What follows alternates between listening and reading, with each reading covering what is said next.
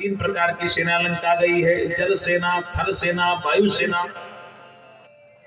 एक दोहे में गोस्वामी जी कह रहे हैं, सम सेतु बंद भय भीर अति। सेतु बंद पर जो जा रहे हैं वो थल सेना है, और कपि नभ पंथ उड़ा है, ये वायु सेना है।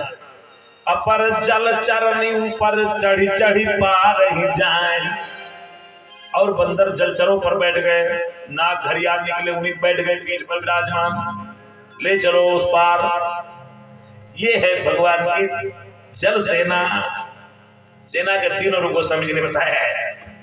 उस पार पहुंच गए, सेतु बंध द्वारा हुई सेना सागर पार, प्रात किया श्री राम ने वहां एक दरबार। बोले हे मंत्री गणों सुनो, क्या करना है अब बतलाओ, आया न अभी तक है रावण, का कारण है समझाओ। आया अभी तक है रावण, क्या कारण है समझाओ। आया अभी तक है रावण, क्या कारण है समझाओ। रावण लड़ने नहीं आया, अंगद जी को भेजा, अंगद जी संदेशा लेकर गए।